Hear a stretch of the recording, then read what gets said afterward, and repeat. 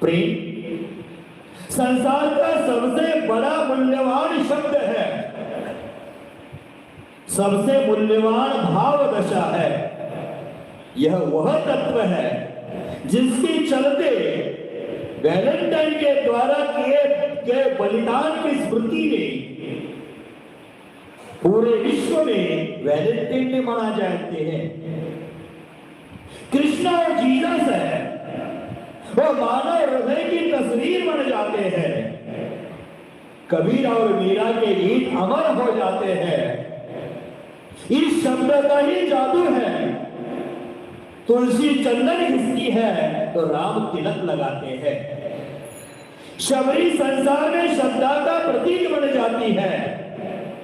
हनुमान भक्त बनकर इस दुनिया को भक्ति का परिचय दिला देते हैं। इतना ही नहीं, हीर रांझा लैला मजनू के किस्से भी अमर हो जाते हैं इस प्रेम के कारण। प्रेम सचमुच धन्य है। बिना प्रेम के व्यक्ति तड़पता हुआ दिखाई देता है। प्रेम किस पर करे? धरती पर करे, देश पर करे, माता पर करे, पिता पर करे, गुरु पर करे, शास्त्र पर करे, धर्म पर करे। प्रेम शब्द में आज हमने विषय वासनाओं की दुर्गंध छुपा ली है, लेकिन प्रेम इतना दुर्गंधयुक्त शब्द नहीं है कि जिसमें विषय वासना के कीचड़ में हम उसको फंसा दें। प्रेम देश पर भी किया जाता है, प्रेम धरती पर भी किया जाता है, प्रेम साधर्म्य बंधुओं पर किया जाता है, प्रेम धर्म पर किया जाता है, प्रेम गुरुओं पर किया जाता है। जो सचमुच ये प्रेम है, प्रेम के बिना व्यक्ति तड़पता रहता है। जिस व्यक्ति को जिंदगी में माता पिता का प्रेम नहीं मिला, भाई का प्रेम नहीं मिला, दोस्त का प्रेम नहीं मिला, गुरुओं का प्रेम नहीं मिला, वह व्यक्ति जिंदगी में तड़पता रहता है, तड़पता रहता है, तड़पता रहता है, जैसे पानी से बाहर निकली हुई मछली तड़प तड़प कर अपने प्राण का त्याग कर देती है। उसी प्रकार प्रेम से रहित व्यक्ति तड़प तड़प कर अपनी जान दे देता है। ध्यान रखिएगा, दशरथ का प्रेम अपने पुत्र के प्रति था, तो पुत्र का नाम लेते लेते अंतिम सांसें गिन गया और मरण को गले लगाया, लेकिन पुत्र का प्रेम का मिसाल उन्होंने कायम रख दिया। प्रेम ही तो जीवन का देवदूत है, जिससे यह सारा जगत आनंदित होता है, परितृप्त होता है।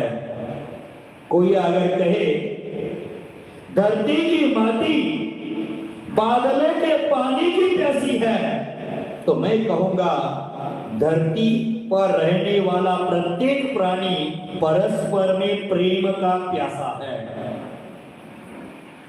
कोई अगर कहे कि जीवन की 12 घड़ी की शुरुआत आ ई ऊ से होती है, लेकिन मैं कहूंगा कि जीवन की 12 घड़ी की शुरुआत होती है, वह प्रेम से हुआ करती है।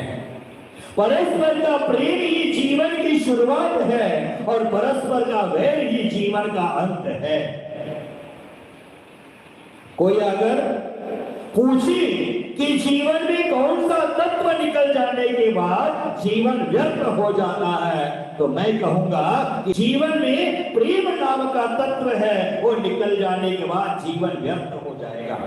आज वर्तमान में लोग कहते हैं कि आदमी के जीवन में वह प्राण तत्व है, वह निकल जाने के बाद आदमी का जीवन व्यर्थ हो जाता है। 4-6 लोग उठकर उसको शमशान में जाकर जला देते हैं, लेकिन मैं कहता हूं व्यक्तियों के मन में परस्पर का प्रेम है, वो प्रेम नाम का तत्व जब खत्म होता है तो वह मनुष्य का जीवन व्यर्थ हो जाता है।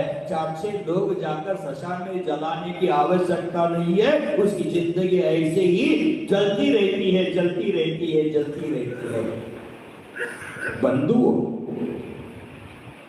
हमारे जीवन में हमारे प्रेम तत्व को सुरक्षित करना है, हमारे धर्म को सुरक्षित करना है, मानवता को सुरक्षित करना है। तो जिनके पास प्रेम नहीं है वो चलता फिरता शव है, और जिनके पास प्रेम है उनके प्राण ज्योति प्रज्वलित है और जगत को नया संदेश, नया सुकून और नया प्रकाश देती है, नई प्रभात देती है। समझ लेना,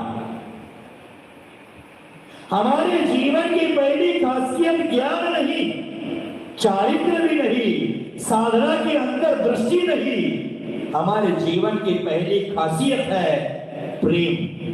प्रेम ही जीवन की पहली खासियत है, जिसकी नींव पर ही हमारे जीवन के महल खड़ा हुआ करते हैं। प्रेम की नींव पर ही समाज के महल खड़े हुआ करते हैं और प्रेम के नींव पर ही धर्म के महल खड़े हुआ करते हैं। इसलिए प्रेम सब तत्वों की नींव है, समझ लेना।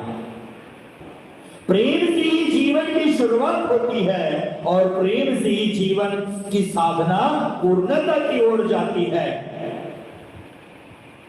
इंसान के साथ किए हुए प्रेम की शुरुआत परमात्मा के साथ किए गए प्रेम पर जाकर पूर्ण हो जाती है। अगर प्रेम है तो जीवन है और प्रेम नहीं है तो जीवन भारभूत है।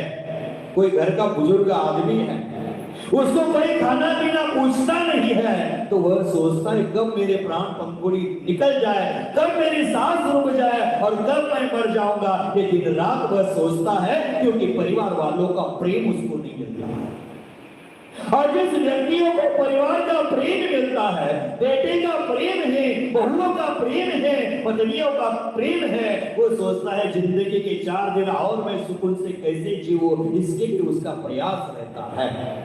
बंधु, इंसान के साथ किए गए प्रेम की शुरुआत एक दिन परमात्मा की प्रार्थना बन जाती है और परमात्मा की प्रार्थना एक दिन स्वयं को परमात्मा बना देती है। इसलिए हमारे जीवन में इंसान के साथ प्रेम के गीत गाना चाहिए।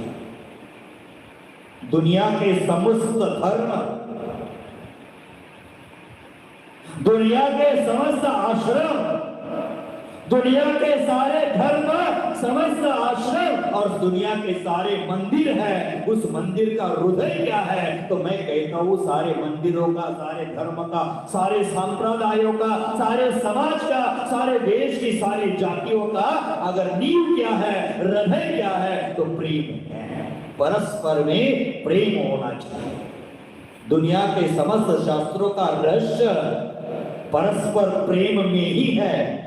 जैनागम का हर पन्ना उठाकर देख लेना, उस पन्ने में अहिंसा तत्व का वर्णन किया होगा।